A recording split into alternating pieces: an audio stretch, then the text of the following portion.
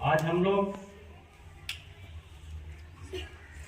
सुरक्षित शनिवार के रूप में भी हर शनिवार को जो है किसी न किसी घटना से इसको संबोधित करते हैं, जिसमें आज हम लोग जानेंगे कि बिजली को स्पर्श करने से क्या घटा हो सकता है। और हम लोग जो अपने आसपास में देखते हैं कि जल का जो जमाव हो जाता है, उस जल के जमाव से हम लोग के दैनिक जीवन पर क्या प्रभाव पड़ सकता है, क्या हम लोग उससे प्रभावित हो रहे हैं कि नहीं हो रहे हैं।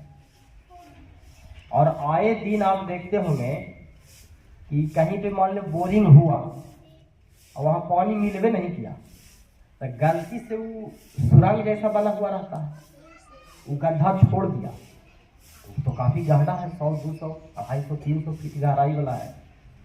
तो उससे क्या नुकसान हो सकता है। मान लो हम लोग के घर के आसपास कहीं पर अगर वैसा गड्ढा छोटा सा बना हुआ है, तो आए दिन आप न्यूज में देखते हैं कि कोई छोटा बच्चा 6 महीना के, 8 महीना के, 1 साल के बोरिंग में गिर जाता है। तो क्या उसको हम लोग आसानी से निकाल सकते हैं? नहीं। क्यों? क्योंकि उसमें आदमी जाने भर जगह। और दूसरी बात, उसके अंदर में जब होल के अंदर में बच्चा गिर जाता है तो वहाँ गहराई में जाने पर ऑक्सीजन की मात्रा घट जाती है। तो सोचो, बिना ऑक्सीजन के हम लोग जिंदा रह सकते हैं? तब बताइए, अगर उस तरह का गड्ढा है, 10 फीट, 20 फीट, 50, 100 फीट, 200 फीट का गड्ढा है, तो क्या वो हम लोग के घर के आसपास में रहना ठीक बात है? तो उसको क्या करना चाहिए? हाँ, या तो बहुत अच्छा से उसको ढक दीजिए। मान लीजिए कि आप नया नया बोरिंग करवाए हैं, इतना मोटा होल वाला जो है पाइप उसमें डाल के फूले छोड़ दिए हैं, तो ठीक बात है? जब आपको इस्तेमाल करना है उसको क्या करिए? हाँ, बंद कर देना है, सुरक्षित कर देना है। दूसरी बात कि जो जल का जमाव हो जाता है, तो जल के जमाव से जल प्रदूषित हो गया कि स्वच्छ हो गया? प्रदूषित हो गया, कि जिसको हम लोग खराब बोलते हैं। जल क्या हो गया? खराब हो गया। तो खराब जल से बीमारी पकड़ता है कि अच्छा जल से? विभिन्न प्रकार के उसमें जीवाणु, कीटाणु उत्पन्न हो जाएंगे जल, गंदा जल के कारण।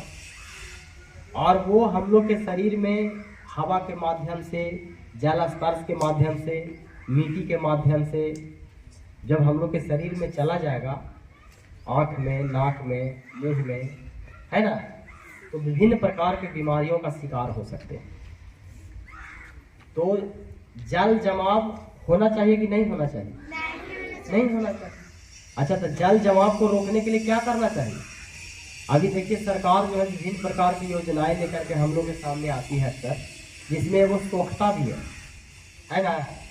सोखता इस प्रकार से बनाया जाता है, एक ढका हुआ भाग होता है, और जब आप जो पानी गिराते हैं वो चला जाता है उसमें, और जमीन के अंदर में उसको क्या कर लिया जाता है, नामे है सोखता, तो उसको सोख लिया जाता है ना। एगो यहाँ के पूर्व प्रधानाध्यापक थे सरवन सर, है ना, तो वो कहते थे ना कि जिस नदी, तालाब, पोखर में हम लोग जो है नदी के किनारे मैदान कर देते हैं और वहीं से मिट्टी ला करके अब मूर्ति बना देते हैं, और उसी मूर्ति का क्या करते हैं, पूजा करते हैं। तो उनका मानना था कि बाप रे, हम तो बड़ी विद्वान व्यक्ति हैं, हम लोगों को बता रहे हैं कि अरे भाई, गंदा मिट्टी से मूर्ति बना रहा है और मूर्ति की पूजा कर रहा है। तो मेरा मानना है कि ठीक है, हम गंदे मिट्टी से मूर्ति बना रहे हैं, लेकिन मेरा हृदय तो साफ है, हम साफ दिल से भगवान को याद कर रहे हैं। दूसरी बात, ठीक है, उनका मानना है कि गंदा मिट्टी से मूर्ति बना दिया। हम लोग पेशाब कहाँ करते हैं? धरती पर कि आसमान में? मल त्याग करते हैं धरती पर कि आसमान में? पैखाना का जो गड्ढा रहता है वो धरती में रहता है कि आसमान में? धरती के अंदर। और गंदा पानी, वही पैखाना वाला पानी जमीन के अंदर रिस के जाता है, साफ हो जाता है, और वही पानी फिर हम लोग कल के माध्यम से खींच लेते हैं, और खींच करके उसको क्या करते हैं, पैखाना वाला पानी जब पी सकते हैं तो नदी किनारे जो मिट्टी है उसको ला करके घर में चूल्हा और मूर्ति बना के पूजा क्यों नहीं कर सकते हैं भाई? कर सकते हैं कि नहीं कर सकते? तो विज्ञान है, विज्ञान को समझना होगा। खाली एक चीज पर लॉजिक नहीं देना है कि हम भगवान को नहीं मानते हैं। नहीं मानते हैं तो ठीक है, उसके पीछे बहुत सारा कारण हो सकता है। आप जिस कारण से नहीं मान रहे हैं उसके कई कारण ऐसे हैं जिसके कारण हम लोग भगवान को मान रहे हैं। आपके जीवन में अगर नहीं मानने से अच्छा हो रहा है तो हमारे जीवन में मानने से अच्छा हो रहा है। तो मानना चाहिए कि नहीं मानना चाहिए? तो थोड़ा अपना भी बुद्धि विवेक लगाना चाहिए। अच्छा, बिजली जब स्पर्श करते हैं हम लोग, ये जो तार वगैरह देखते हैं, तो इसको छूने से पहले जो है ना, देखिए दो तरह के पदार्थ होता है, वो सुचालक है, वो कुचालक। ए बउआ सुनो ध्यान से, हम बोल रहे हैं सुचालक। तो सुचालक के मतलब हुआ ना, जैसे ही तार के अंदर में जो तांबा है ये सुचालक है, तभी हम बोल रहे हैं यहाँ से, तो देखो उसमें से आवाज निकल रहा है। सुचालक लकड़ी के हम तार बना दिए तो आवाज बजेती जी, क्योंकि लकड़ी कुचालक है। क्या है? हम लोग जो पैर में चप्पल जूता पहनते हैं वो कुचालक हम लोग को बनाता है। कैसा बनाता है? कुचालक। यानी सुचालक मतलब जेकरा में करंट जाएगा, और कुचालक जिसमें करंट नहीं जाएगा। तो हम लोग को तार जब छूते हैं, नंगा तार, तो कोई ऐसा पदार्थ हाथ में, पैर में, ग्लव्स जिसको बोलते हैं, चमड़ा का बनल रहता है, ग्लव्स पहन करके और पैर में जूता उता पहन करके ही उसको छूना चाहिए, है ना। आप देखिएगा कि पेचकस वगैरह जो रहता है ना, ओकर हैंडल के ऊपर में ऐसा पदार्थ का बना हुआ रहता है जिसमें कि अगर उसको पकड़ के हम लोग उसमें ठेका भी देते हैं करंट में, तो हैंडल में करंट नहीं आता है, क्योंकि वो कुचालक है। क्या है? तो हम लोग के आसपास में बहुत सारा, जैसे हरा पेड़ पौधा, ये सुचालक है। मान लीजिए कि तार है और एगो पेड़ के टहनी तो इस तार में सट जाए और हम लोग पेड़ जाके पकड़ ले तो हम लोग को करंट मार देगा। तो तुम लोग बच्चा लोग क्या करता है ना, कभी कभी कोई ऐसा पेड़ है जगह पर कोई फल लगल है और ऊपर तार बहुत भयानक रूप से सटा हुआ है, और जाके चढ़ गया, फल तोड़े लगा, लाइन दे दिया, करंट मार दिया, फेंक दिया, मर गया। तो हरा पेड़ पौधा सुचालक है कि कुचालक है? तो बोलो, जहाँ हरा पेड़ पौधा है उसके बगल से अगर तार गया है तो उस पर चढ़ना चाहिए कि नहीं चढ़ना चाहिए? गलती से भी नहीं चढ़ना चाहिए, एकदम दूर रहिए। बरसात के समय में पानी जो है ना, पानी या भींगा हुआ चीज, वो सब सुचालक हो जाता है, करंट लगने का संभावना बढ़ जाएगा। तो बरसात में तो करंट से बहुत ज्यादा सावधानी बरतने की आवश्यकता है। जैसे पोल है, पोल भींग गया तो ये नहीं कि जाकर के पकड़ लिया, नहीं। क्यों नहीं पकड़ना है? हाँ, करंट आ जाएगा। क्यों करंट आ जाएगा? क्योंकि वह क्या है? भींगा हुआ, भींगने से सुचालक हो गया, है ना।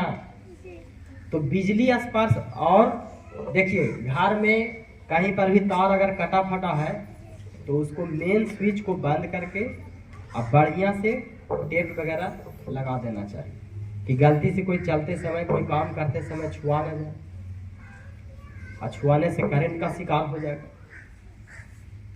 करंट मैंने समझता, करंट अंग्रेजी शब्द है जी, उसको हिंदी में कहते हैं विद्युत धारा बोलते हैं, है ना। विद्युत धारा, नाम है हमारा धारा। नदी में धारा देखा है? हाँ, तो ऐसे ही उसमें भी एक धारा होता है जो कि हम लोग को झटका देता है। दो तरह का होता है। अभी जो हम लोग के विद्यालय में वो बैटरी है तो वो विद्युत धारे देता है, लेकिन विद्युत धारा ऐसे दो प्रकार का होता है, एगो डीसी है, एगो एसी। तो ई वाला है एसी या बैटरिया वाला है डीसी। वो जो तार देख रहा है ना पोल वाला, और हमें एसी आता है, उसको बोलते हैं अल्टरनेटिंग करंट, यही है डायरेक्ट करंट। तो ये ज़्यादा खतरनाक नहीं होता, वो वाला ज़्यादा खतरनाक, बड़ी काश का झटका मारेगा, ये झटका नहीं मारेगा, है ना। छोटका बैटरिया मुँह में लेता होगा तुम लोग तो हल्का लगता है, हाँ, तो करंट जो है अपना प्रभाव दिखाता है। तो बोलो, नंगा हाथ से बिजली को छूना चाहिए? और सबसे पहले बिजली का कोई भी काम करिए तो बच्चा को तो करना नहीं है, आपको समझदार व्यक्ति को करना है, और देख रेख में करना है। 2-3-4 को मिलकर रहो, ताकि कुछ होवे तो एगो दूसरा सूचना करे कि भाई देखो उसको लाइन लग गया। ये क्या अकेले जाके लटकल है, वहाँ देखू वाला कोई नहीं देखा, तब तक तो वहाँ टांग गया, तो गड़बड़ा नहीं जाएगा। हाँ, तो बच्चों को बिजली से दूर रहना चाहिए कि नजदीक। कोई भी काम बड़ा के देख रेख में करना चाहिए। जैसे ब्लेड से कभी कभी तुम लोग ब्लेड में चला देता है, नाखून काटे लगे, अब तोरा उतना अनुभव है नहीं, काटे के थोड़ा सा काट होता है, ज्यादा छपटा गया गुद में। तो बड़ा के देख रेख में कोई काम करोगे तो गलत होने का संभावना कम जाएगा, और अपने करोगे तो गलत होने का संभावना बढ़ जाएगा। कल है वो देखे कि 4-5 साल के बाद जी पूरी छाने गई थी, अब पूरा हिया से लेके हिया तक हाथ में चला लगे, पूरा गल गली मासे छड़ा गली पूरी। तो गाँव में सोचो इतना दूर जल गया, और वही बड़ा आदमी के देख रेख में रहती तो नहीं जलता, अगर जलबो करता तो थोड़ा उसको बचाया जा सकता था, है ना। चलो, तो हम समझते हैं कि आज बहुत देरी तक हम लोग जो है सुरक्षित शनिवार मना लिए।